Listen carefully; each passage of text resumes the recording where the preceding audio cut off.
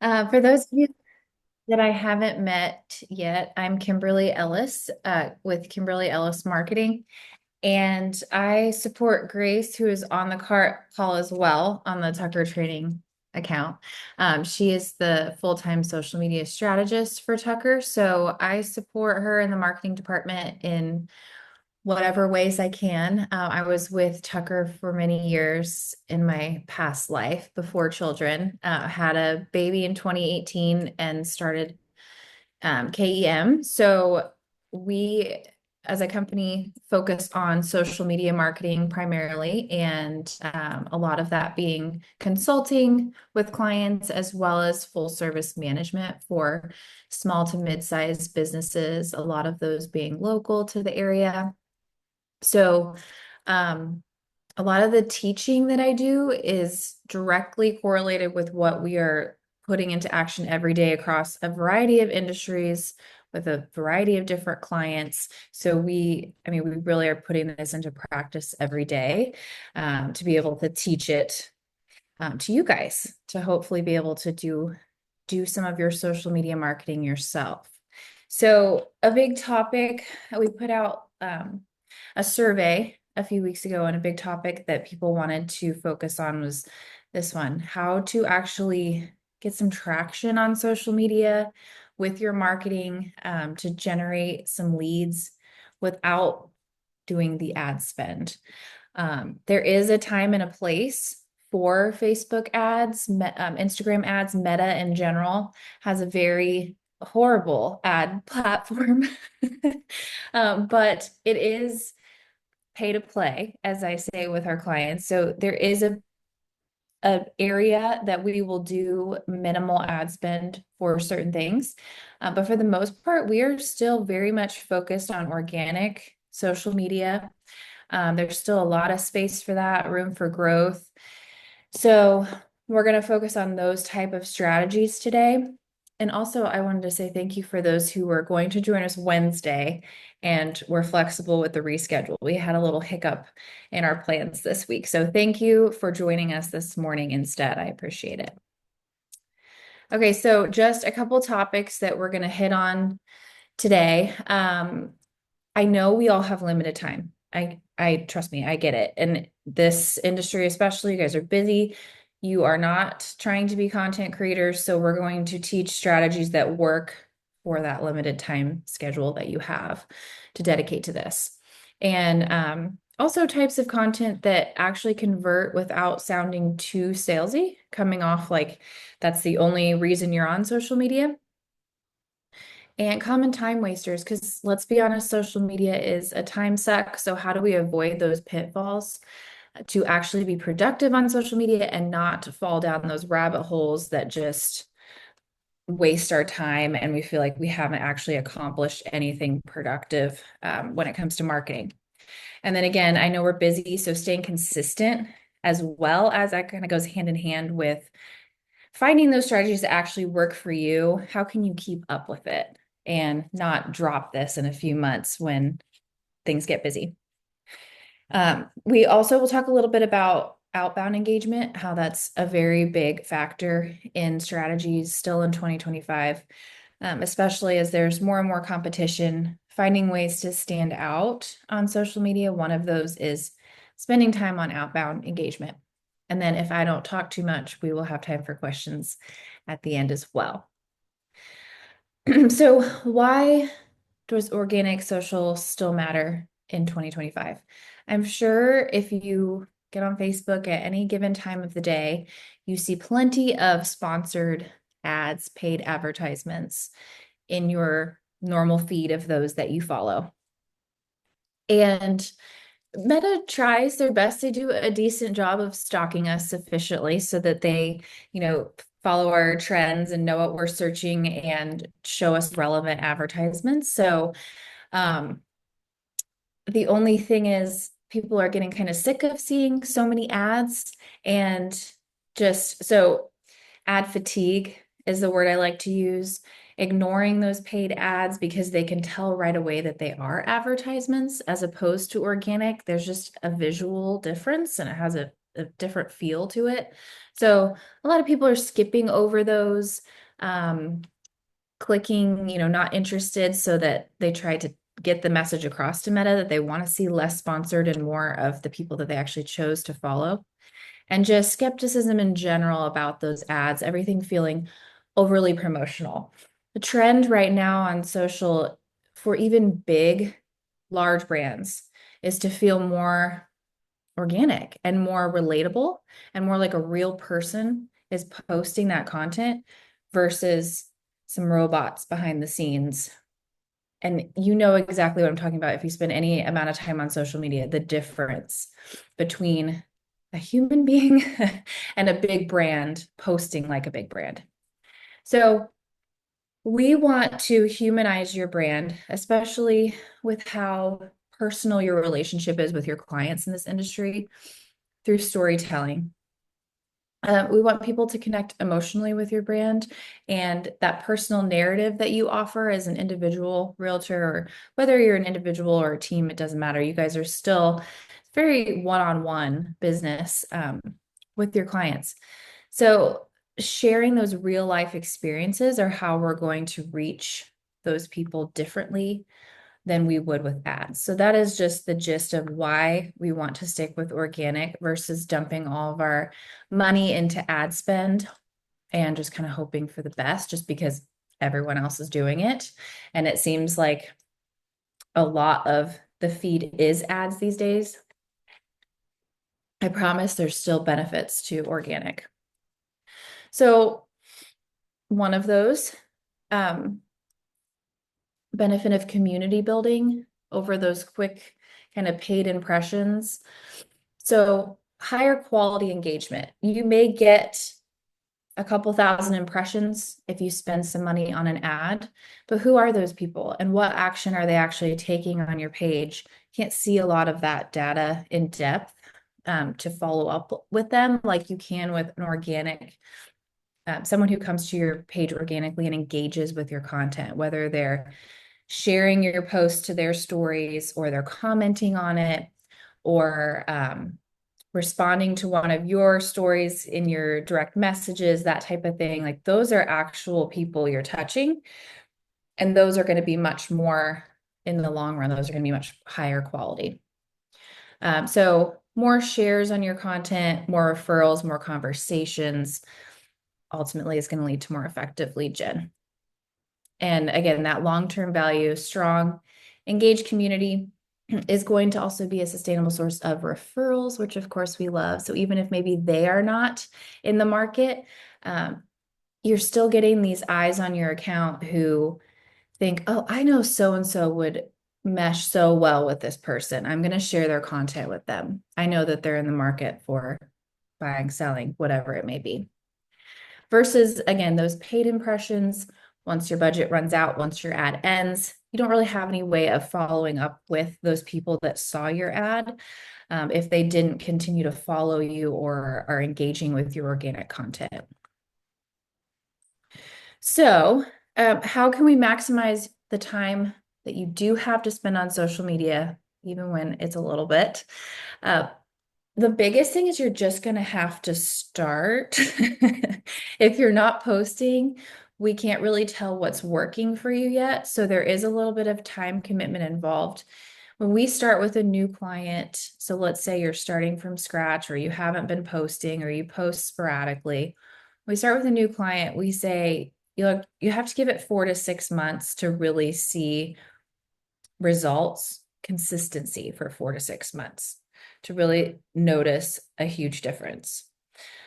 And I know that seems like a long time, but once you get in the rhythm of posting and you're able to look at your insights and see what's working, you can start creating more of that type of content. You know what to focus on instead of just staring at this blank screen. You can reuse posts that worked well and make small tweaks to them or just completely repost them because you'll continue to grow. So there will always be new people that didn't see your content the first time or that need that reminder again. So just getting started and tracking your insights is a good place to start.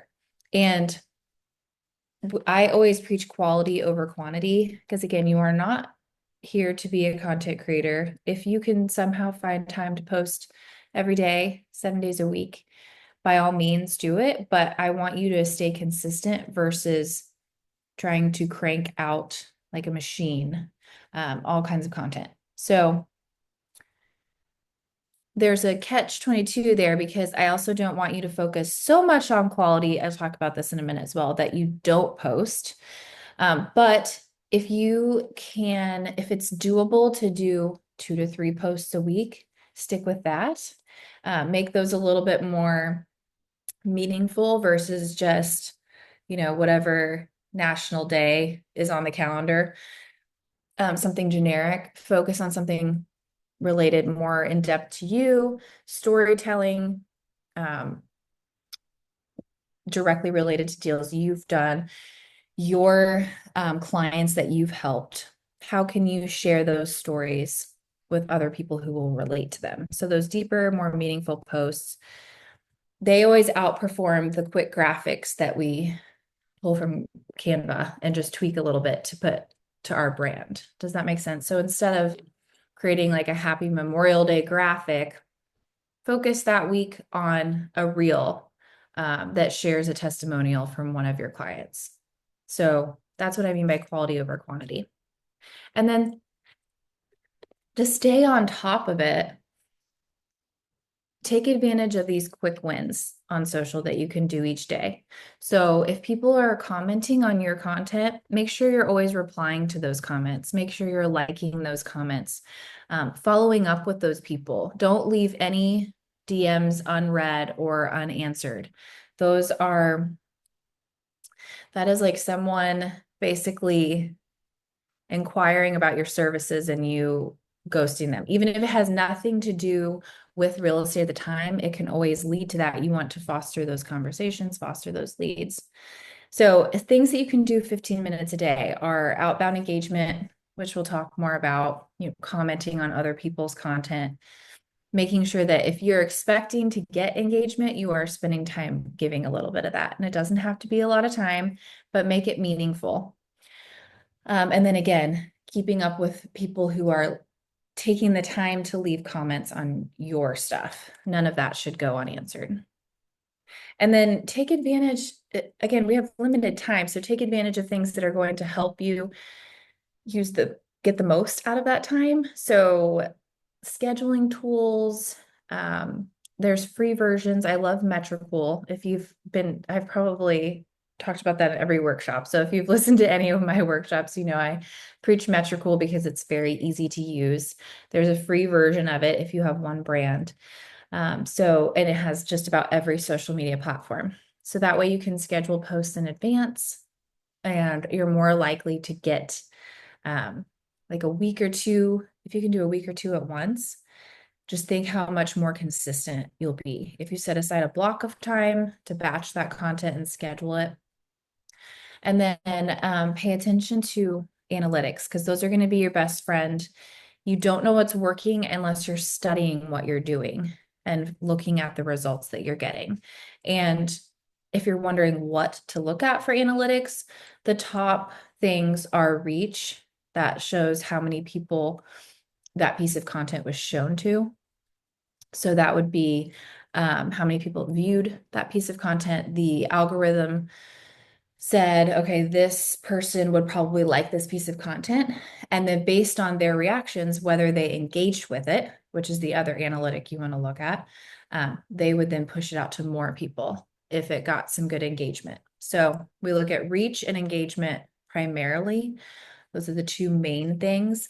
And engagement is all kinds of things. It could be a like or a comment. It could also be a share. Shares are huge because you get more eyes on that piece of content. Saves, if someone saved your content for later, they want to come back to it, they want to remember you. That's a really big compliment. So keep that in mind. Also content calendars, that kind of goes hand in hand with the scheduling tool, but content calendars are a good place to start if, again, you're staring at a blank screen, it feels impossible. Just start putting ideas in to your calendar. We literally use Google Calendar for our clients to put our ideas, our concepts in so that we can look at the calendar, see what kind of things are coming up for each of these clients, what holidays, events, season changes, that kind of thing.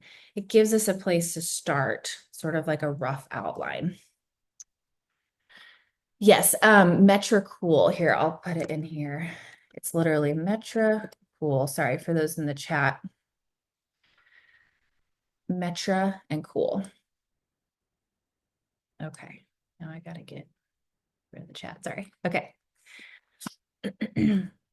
Okay, so content that actually converts without sounding salesy. Now, this is another thing where there's two sides to this because I do want you to remind people that you're in real estate, remind people what you do, talk about your business. You have to. It can't be all sharing tips and tricks and funny, relatable memes.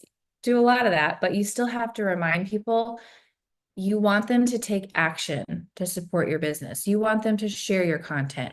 You want them to call you if they have any real estate questions. You want them to refer you to their friends and family. If you don't remind them, they won't remember. So we still have to talk about what we do. There are just ways to kind of get around sounding overly pitchy.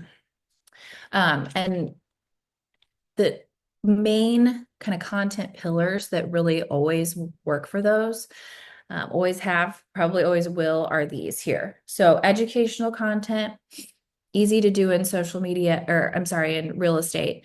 You think people know all these basic things. They really don't. You do this every day. Most people don't sell a house every day. So you can really go, actually, the more basic, the better, because we don't want educational content that is completely over their heads or going to completely overwhelm them. You can show your expertise without using all of that industry jargon. So, basic educational content, bite-sized educational content. I'm always preaching, and I always use this example, but if you haven't heard it yet, it is beneficial. We don't want 12 items that we need to do on our home this summer, like a home maintenance checklist. That worked in 2020, but now our attention spans are really short. We don't want to get on social media to learn that much. People want it to be more bite-sized, actionable. What's one thing I can do right now that is easy enough that I can actually accomplish it? We're so busy. So also put your personal spin on things like that. So when you're teaching things like that, turn it into a series. If you have 3 or 4 things to teach someone on a certain topic, do one at a time so that it's more bite-sized, and then put your personal experience with it, whether that's a client you helped through a similar situation and how you helped them, or something you're doing around the house, something when you sold your house that made a huge difference, a vendor that you partner with that you absolutely love, and here's why, because you have personal experience with them. Things like that. People want to know your insight versus just XYZ information that they can get on Google or ChatGPT. So that's going to set you apart from that other educational content.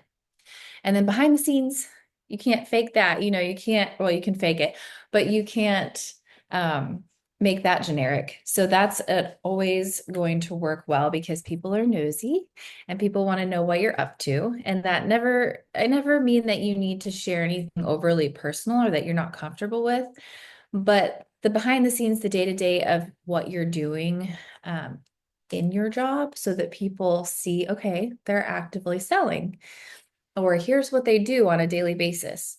It just reminds people, oh yeah, that's what they do. And I know it seems just so self-centered. A lot of our consulting clients struggle with that piece of it because you're just not used to being like eyes on you, camera on you.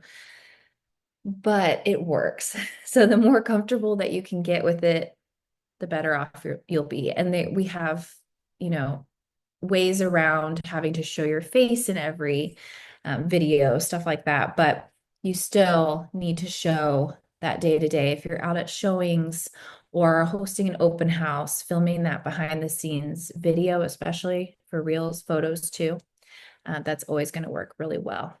And then social media is meant to be social. So people want to connect with people, and they do that through that relatable content that someone reads the hook and thinks that is me, they're talking to me. And then the storytelling as well.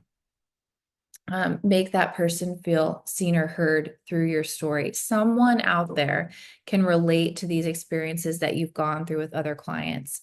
And we're missing out on connecting with those people if we're not sharing those stories. Again, you have to use discretion. I know we can't overshare certain client details or, things that went on in certain deals, but there are ways you can keep some things very general and just talk about the situation and how you conquered something, accomplished something for your client, got through a tough time for a client, and it will make you out to be the hero.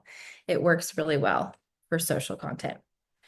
And that's my little note here is just that essentially you have all these storytelling options. I mean, just like a conversation with a client you had on the phone yesterday would probably be a great tool to use. 1 second.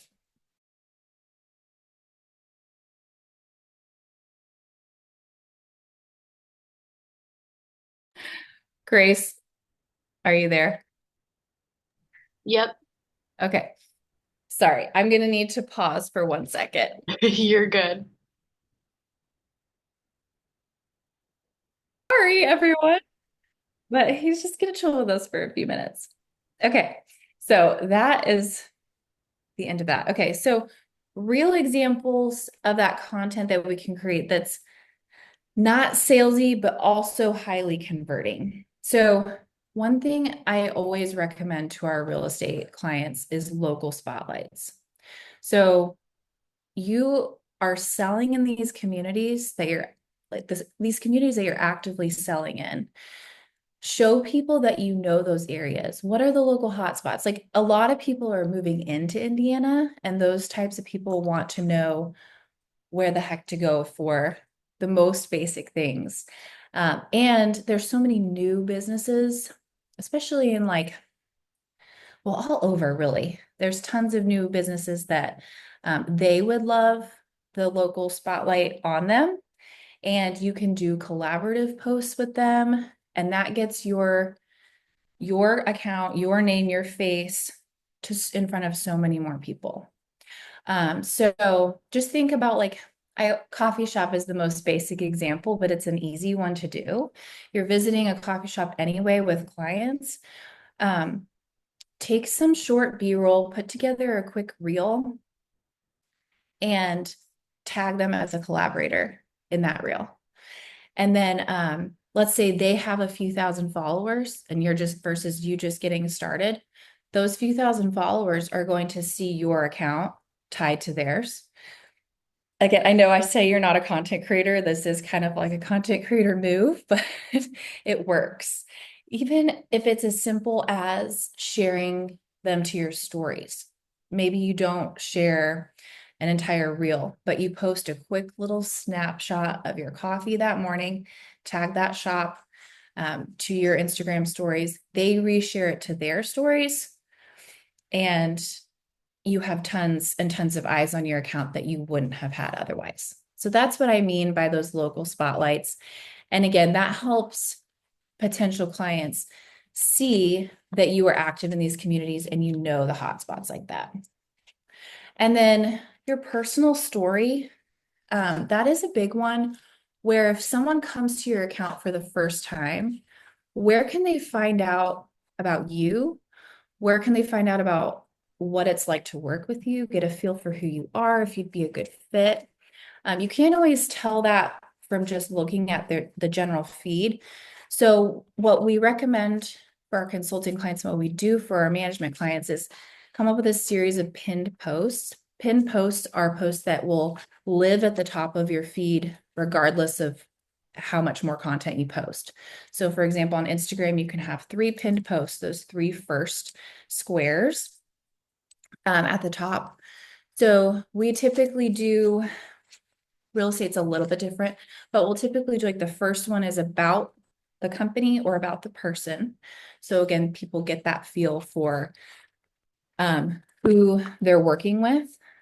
And then the next post would be if it was a service company, like what they offer, or in your case, it could be things you specialize in. And that could be a carousel post along those lines, or like a carousel graphic that you made in Canva, just to give it a little bit of a different look. And then the third pin post might be a testimonial where either you interview a client or you tell the story of a client's testimonial, something like that. Um, okay, I hear little feet. So I think the 4-year-old's back. Are you back? Are you in trouble? Okay, and then the testimonial. You don't need a client review to tell the story necessarily. So what I mean by that is like what I was just talking about. You don't necessarily have to interview the client, but you can take reels and carousel graphics and tell that story. They didn't have to leave you a 5-star review on Google to get that story. You know the story, you know what you went through with that client to get that end result. And even if they sent you a text message, you can turn that into a piece of content. You can literally screenshot it, or you can just tell the story in a reel or a carousel graphic, something like that. Okay, I'm going to hand the baby back real quick.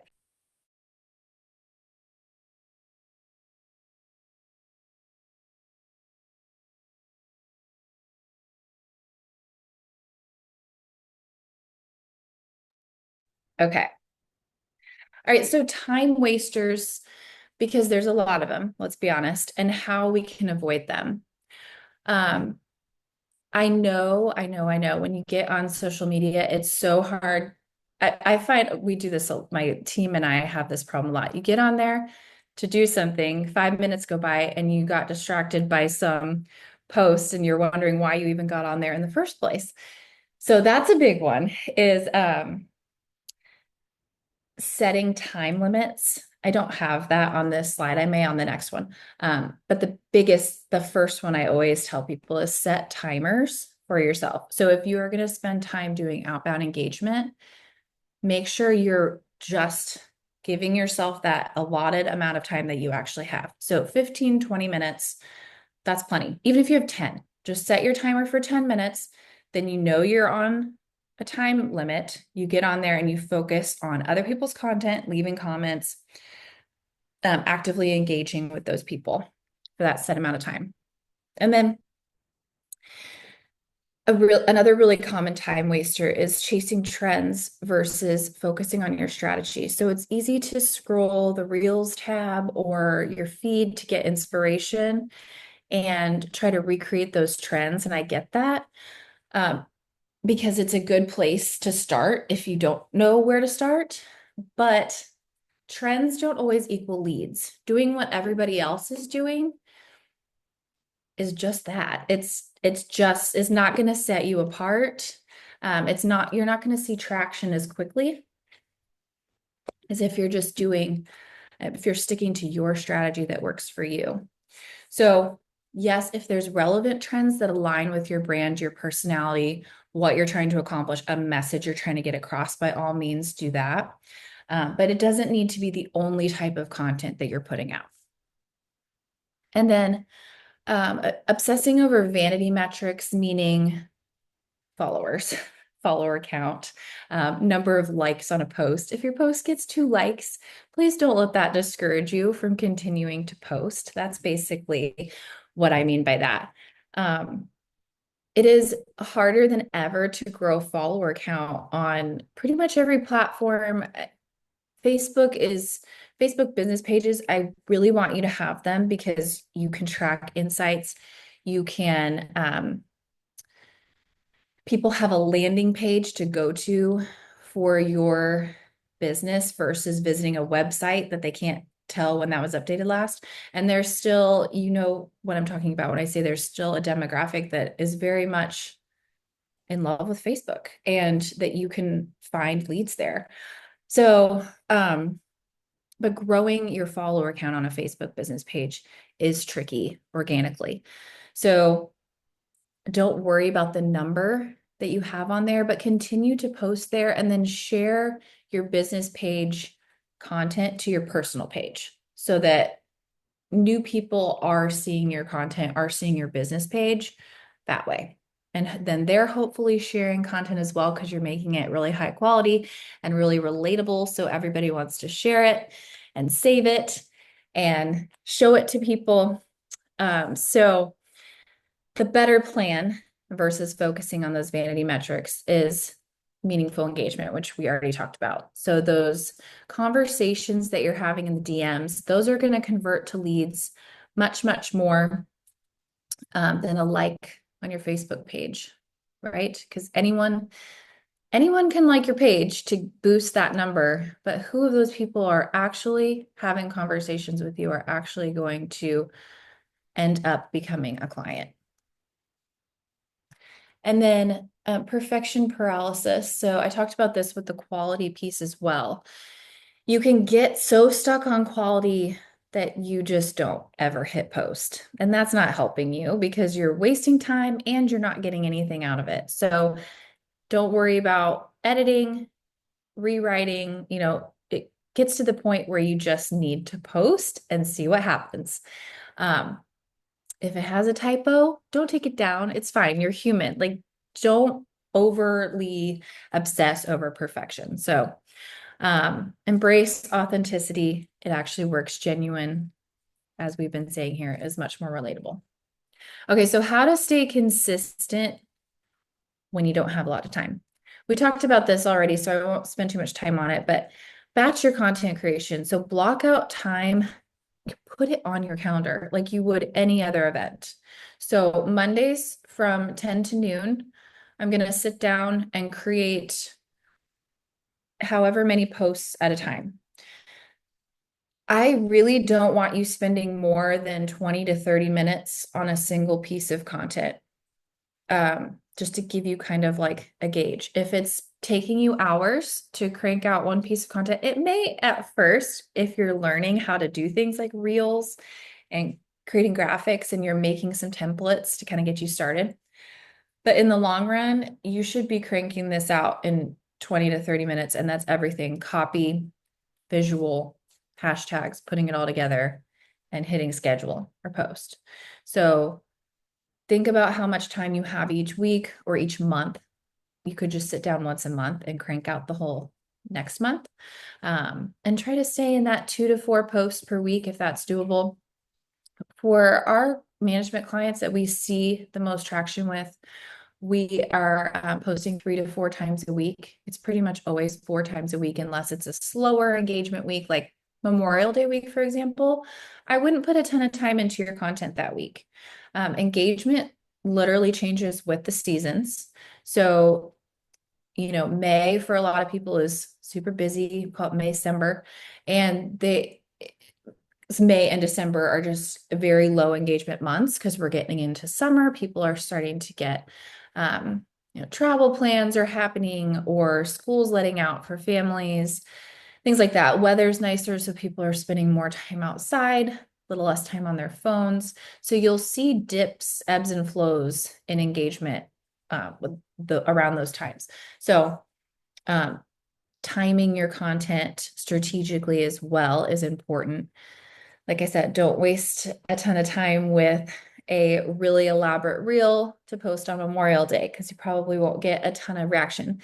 But if you wanted to put up a post that weekend about, honoring Memorial Day, talking about Indy 500, that's always a big topic around here. Of course, you could create tons of content around that. Keeping it light, keeping it fun. Those are the types of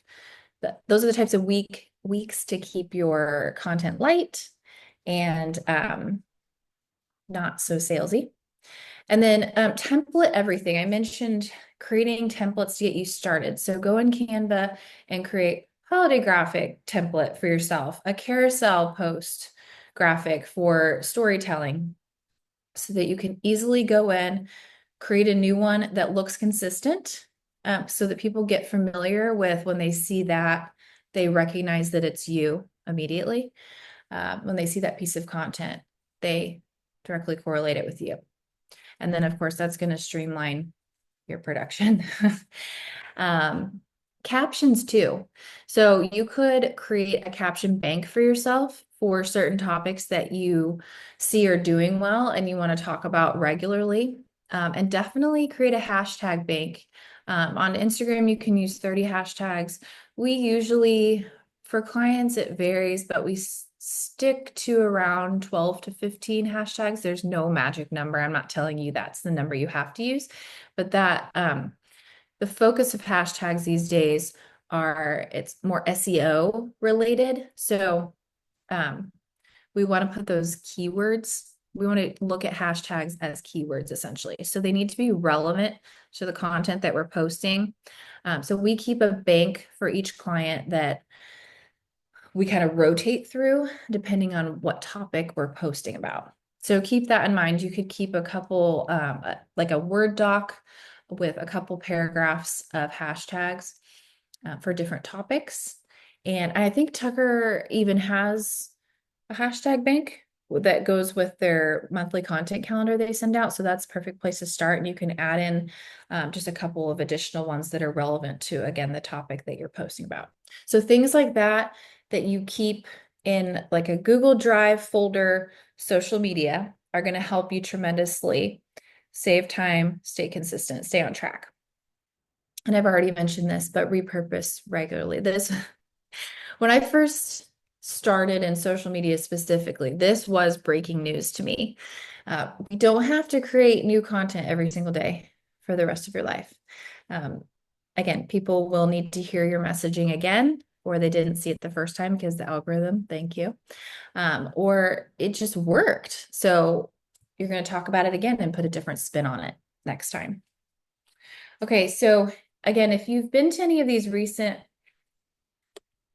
workshops, we have, or I have a engagement guide that we can send you, and it has details on how to spend your time using outbound engagement, like what to do exactly, and then kind of a daily and a weekly checklist to keep you on track. That's mostly what it is. It's not rocket science. It's not anything super complicated, but it's to keep you on track so that you don't fall into those time wasters.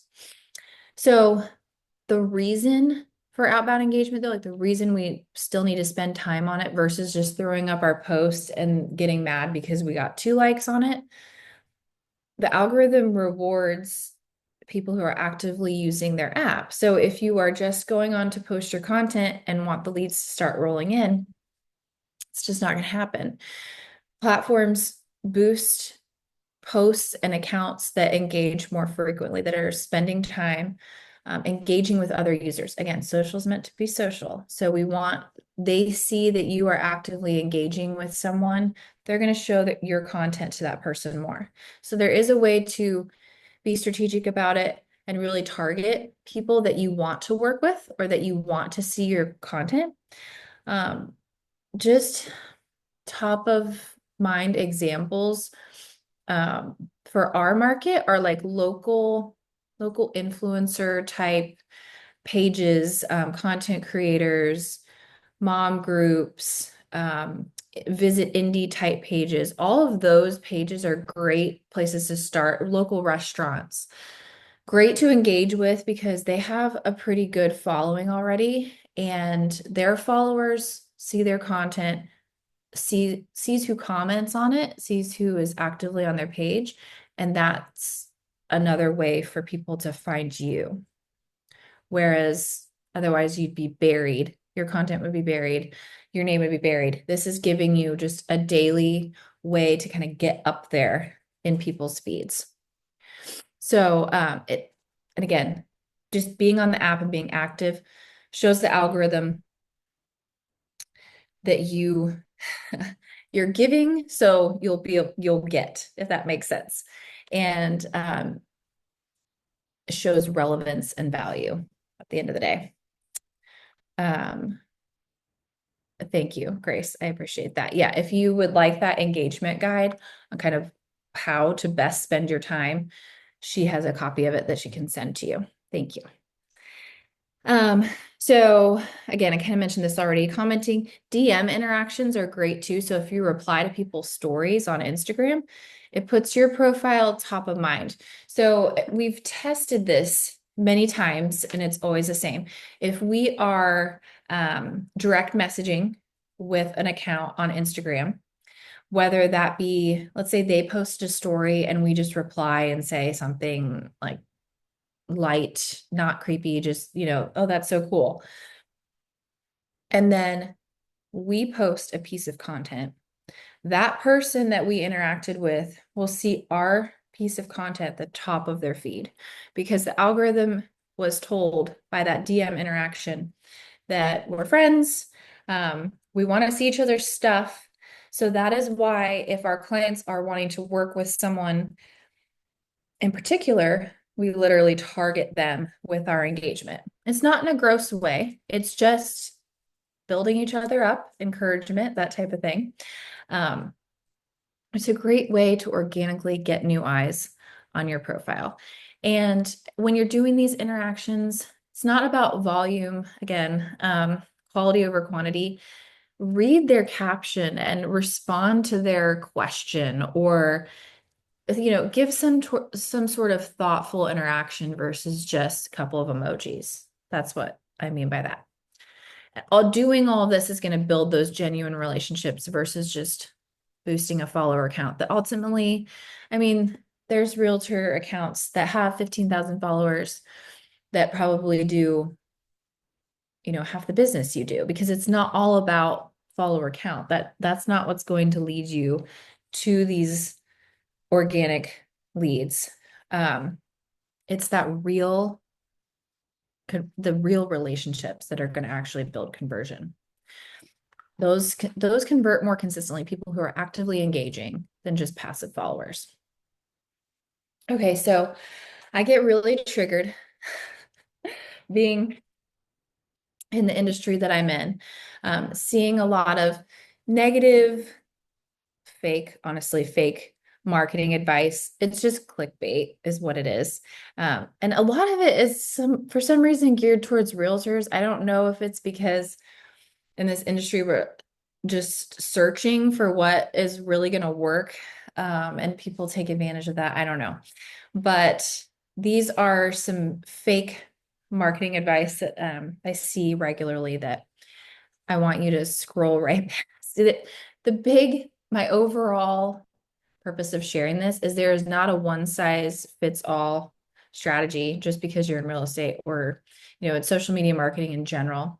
You have to do what works for you and tweak things in your strategy to what's going to work for you. Organic reach is not dead. It's just if you're not getting organic reach, you need to change your content. It just means your content isn't good. Just going to be brutally honest there. It still very much works on various platforms if you leverage it properly, if you do all these things that we've talked about. Post daily, that's the only way to grow. Yeah, you might get a larger follower count faster if you are posting a high volume. If you are able to do that again, there's nothing wrong with posting daily or more frequently if that works for you. But again, needs to be sustainable. You need to be able to be consistent with that. So if you want to be a content creator, I'm not going to stop you. But that is not a requirement. And then follow every rule. I already hit on that. There's no one size fits all. So if you see someone say, there was something going around about, I can't even remember what it was exactly. It was nonsense, but it said, you're not going to be successful on social media as a realtor if you do this or don't do this, whatever. That's just not true because every account is different. Everyone has different target audience that they're speaking to. So again, no one size fits all. So how do we know if things are working? Because it is kind of hard to gauge on social media. Like, where did that lead really come from that called me?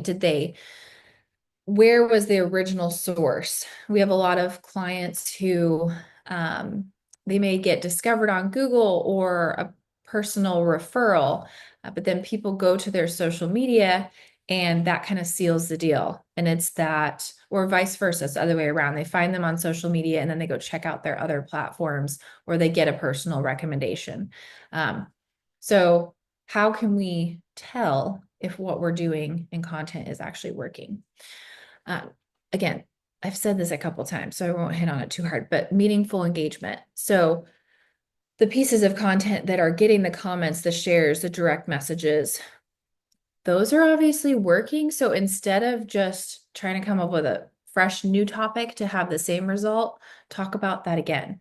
We have one client in particular. We talk about, I mean, it feels like we're talking about the same thing every day, but every couple posts, we talk about the same topic because every time we do, it works really well. People really need to hear this certain message, and we get tons of reach, tons of engagement and shares. So we know we don't need to reinvent the wheel. This is getting their phone to ring. Let's continue to create content around this. And that's what I want you to do as well. If you get one that takes off, one piece of content, don't overthink it. Just start recreating it and see what happens. And keep track of conversations that are started, whether in your comments or your DMs. Track those because, again, where paid ads, you can't see who is looking and engaging with your content or looking at you can't see the impressions that you're paying for. With these organic posts, you can actually track the names. And you should keep a spreadsheet of those people or a spreadsheet of people that you want to target with your engagement, that, potential leads that you're fostering. Keep track of those monthly and note what you're doing from an outbound perspective and if they've had any engagement back as well.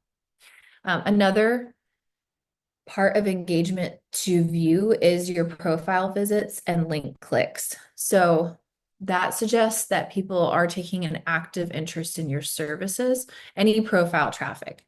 So yes, saves and shares are huge because we get more eyes on our content. That leads to more reach and engagement. But the type of engagement that is really um, getting the ball rolling when it comes to converting leads are profile visits and link clicks. Now, unfortunately, you can't see exactly who viewed your profile, at least on Instagram. You can on TikTok. On Instagram and Facebook, you can't see who viewed your profile or who clicked your links, but you can see which pieces of content led to more of those.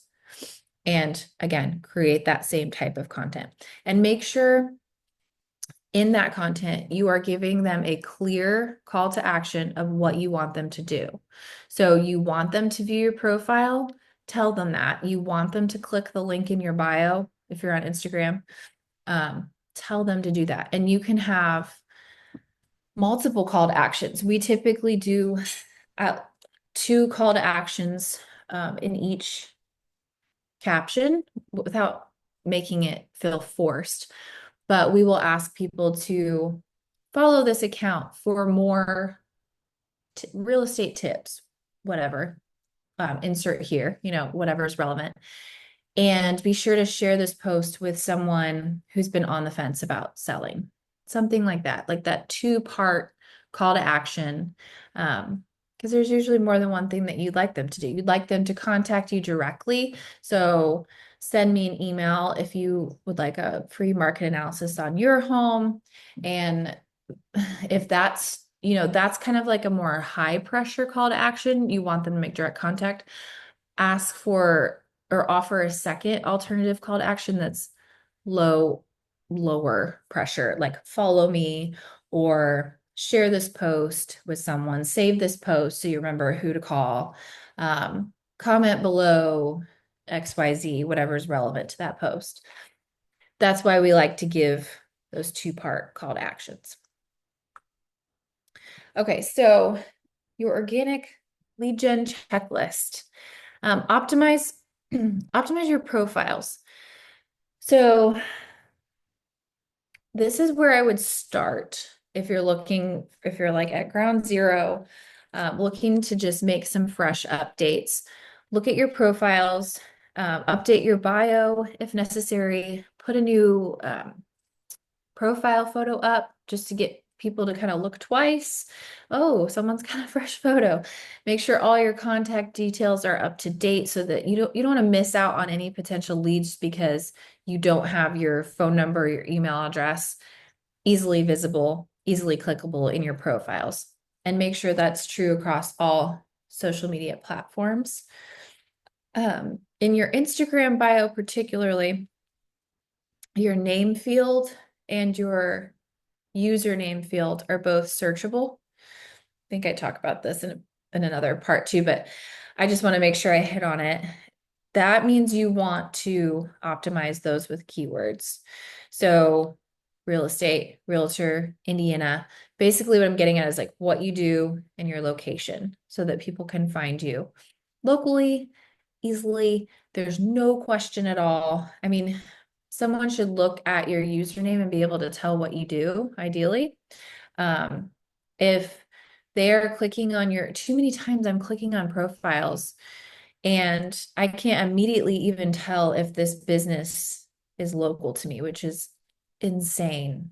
The amount of business you lose just because people aren't going to go searching if they can't immediately tell if you are in their area, they're going to move on.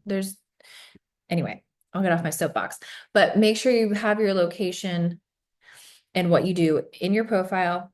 And then also be tagging your location in your content when you post it. Because again, if someone sees your piece of content, they shouldn't even have to go to your profile to find out where you are.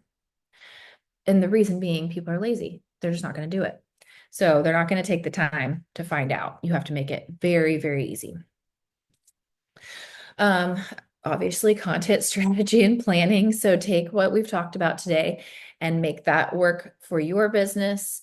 And you don't have to do everything I preached, but what makes sense for you and your business and create your strategy on that. And then your daily engagement routine. Again, in that engagement guide, I literally have a checklist for you to go by daily and weekly.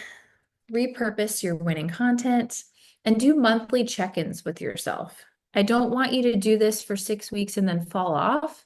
And again, I can't preach this enough. The same way you put client meetings in your calendar, put this in your calendar.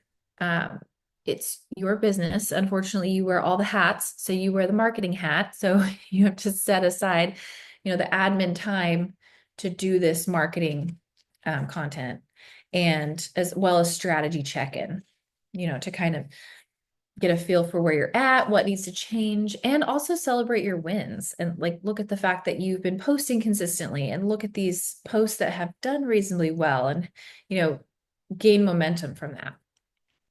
So, a couple actionable steps. I talked about reviewing and revising those profiles. Plan your content calendar. That's a great place to start. It just starting to get some ideas on the calendar. No pressure to have it all perfect and posted immediately, but to just get ideas flowing. Um, Again, we'll build momentum and measure and adjust. I've talked about that a lot, but just um, refining your approach regularly based on your particular audience and what they want to see. Okay, so I still have a couple minutes if you guys have questions, or I can also, if anyone wants, if anyone wants to be on the hot seat, if you want to put your Instagram handle in the chat and have me do a quick audit on it and just point out a couple things that you could change to make it more strategic. I'm happy to do that as well in these last few minutes. So feel free to share that in the chat, or if you have questions again, we'll take those now as well. See if I can get chat. And if not, thank you for joining us. We will be back the second Wednesday of June. Um, what is that? June 11th. So you'll get an email from us probably next week, Grace.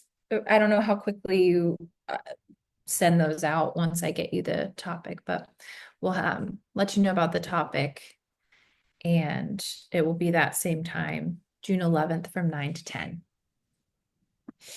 So thank you for joining us this morning.